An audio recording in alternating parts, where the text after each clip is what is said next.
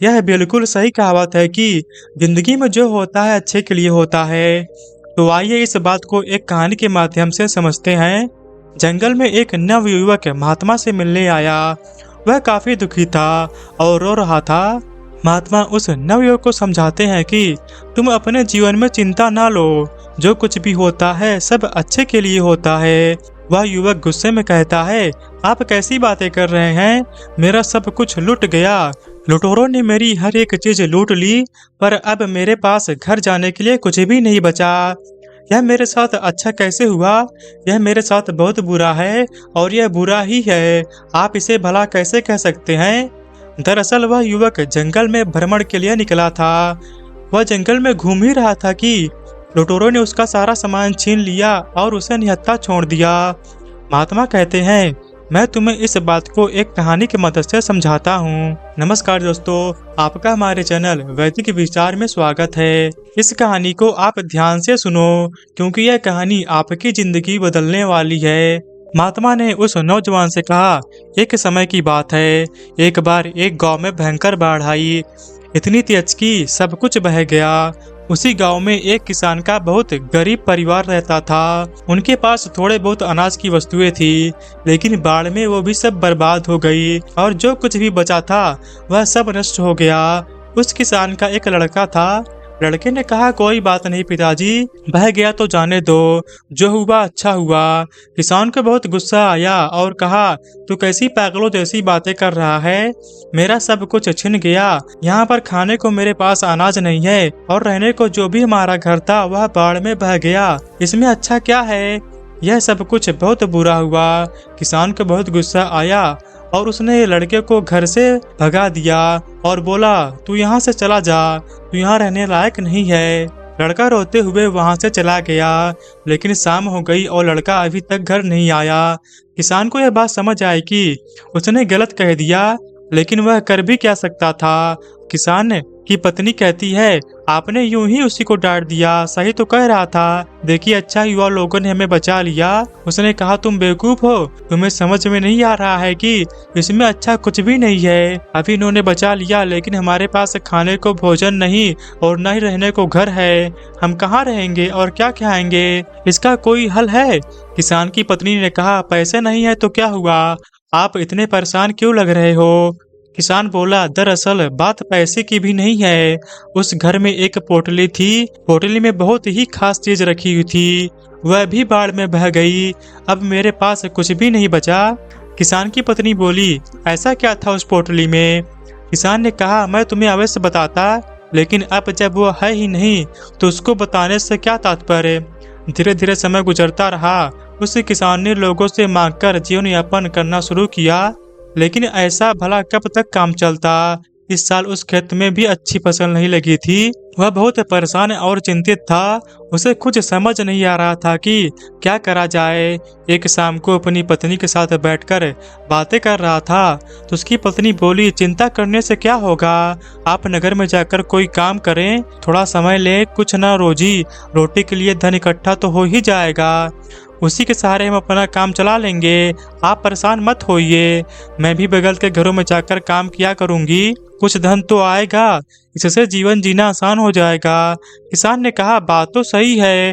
अगले दिन वह किसान काम की तलाश में शहर गया, लेकिन कहीं किसी ने कोई काम नहीं दिया। अब वह चिंता के मारे और परेशान हो गया कि कैसे काम चलेगा और कैसे अपने परिवार का पालन पोषण करूंगा। एक दिन किसान अपने खेतों में फसलों को देख रहा था, क्योंकि इस साल फसल भी अच्छी नहीं लगी थी।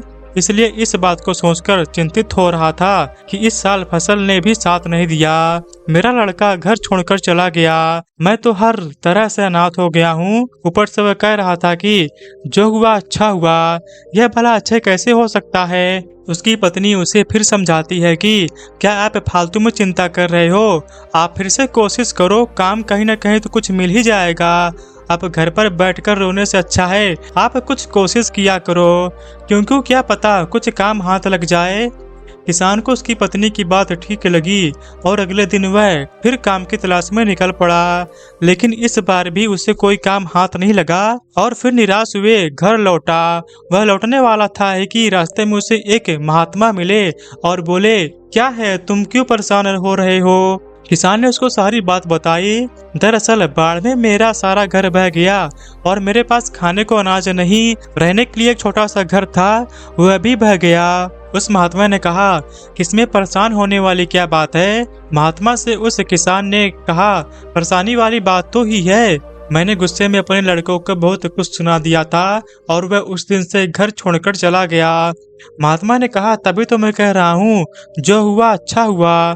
किसान को फिर गुस्सा आया और बोला, आप ये कैसी बातें कर सकते हैं? मैं इतना परेशान हूँ, मेरा सब कुछ छिना हुआ है, मेरे पास खाने को भी कुछ नहीं है, मेरा लड़का भी साथ नहीं दिया और वह भी घर छोड़कर चला गया। इसमें क्या अच्छा है और क्या अच्छा हो सकता है? यह तो हर तरह से बुरा है। महात्मा ने कहा, सब्र रखो, हर सवाल का जवाब तुम्हें समय आने पर मिल जाएगा, तुम परेशान न हो। वह महात्मा वहां से चले गए। किसान को फिर अफसोस हुआ कि महात्मा को देने के लिए उसके पास कुछ भी नहीं, लेकिन वह उस रात को यह सोच के हैरान था कि आखिर जो होता है अच्छे के लिए कैसे होता है, मेरे साथ तो अच्छा नहीं हुआ। लेकिन वह फिर से अगले दिन काम की तलाश में नगर निकल जाता है, लेकिन इस बार किस्मत उसकी सही होती है और उसे एक बड़े सेठ के घर में उसे काम करने के लिए कुछ काम मिल जाता है। सेठ बड़े दयालु होते हैं और वहाँ पर पैसे की भी कोई दिक्कत नहीं है। वह सेठ कहता है, अगर तुम्हें कोई दिक्कत हो तो मेरे घर के बगल में एक मकान खाली पड़ा है, तुम वहाँ पर रह सकते हो। किसान ने कहा, नहीं, मैं आपका बहुत आभारी हूँ, मैं वही ठीक हूँ।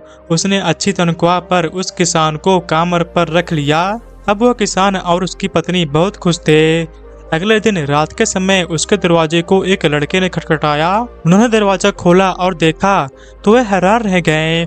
एक लड़का लंबी सी कार और बड़ा सा बैग हाथ में लिए दरवाजे के सामने खड़ा था। किसान बिल्कुल आश्चर्यचकित रह गया, उसे समझ में नहीं आ रहा था कि यह कौन है। लड़के ने बोला, पापा मैं हूँ, आपका लड़का। वह हैरान रह गया, आखिर यह कैसे हुआ? यह चमत्कार है। लड़के ने बोला, आपने घर बदल लिया, हमें बताया तक नहीं। मैंने गांव वालों से पूछा तो उन्होंने बताया कि अब हमारा घर यहाँ पर है। दरअसल मैं उस दिन यहाँ से निकलकर दूसरे शहर में काम की तलाश में निकला था और मुझे वहाँ पर काम मिल गया और मैं वहीं पर व्यापार करने लगा और उस व्यापार में मुझे बहुत मुनाफा हुआ और आज उसकी बदौलत मैं आपसे मिलने आया हूँ। और आपको बता दूं, मैंने वहाँ नगर में एक और घर बना लिया है। किसान की खुशी के मारे कदम कूदने लगे, उसे सब समझ में आ गया। लड़के ने कहा, पापा मैंने कहा था ना, जो होता है अच्छे के लिए होता है। अगर उस दिन बाढ़ नहीं आई होती और यह सब कुछ न बहा होता तो क्या पता यह बात तो मैं आपसे बोलता नहीं। अगर यह बात न बोलता तो आप मुझे घर से बाहर नहीं भगाते और न ही मैं रोजगार के लिए नगर में तलाश करता। किसान ने कहा, मुझे यह बात समझ में आ गई, यह बिल्कुल सही बात है। देखो, उसी बाढ़ की वजह से मुझे भी एक बड़े से घर में नौकरी मिल गई, यानी अब डबल मुनाफा, हम तो माला माल हो गए। किसान और लड़का जोर जोर से उछलने लगे। कहानी के बाद महात्मा ने उस नौवे को समझाया कि जिंदगी में एक बात याद रखना, इंसान की सोच बहुत बड़ी नहीं है। वह कुदरत के फैसले को नहीं समझ सकता और न जान पाता है कि उसके साथ जो हुआ अच्छे के लिए हुआ है। वह सिर्फ आज को देखता है कि उसके साथ बहुत बुरा हुआ, लेकिन सच में देखा जाए तो अगर अच्छी नियत और मन साफ है, कभी किसी के साथ बुरा नहीं हो सकता। महात्मा ने उस नौवे को समझाया कि जिंदगी में जब भी तुम्हारे बुरा वक्त आए तो एक बात हमेशा याद रखना कि यह वक्त गुजर जाएगा।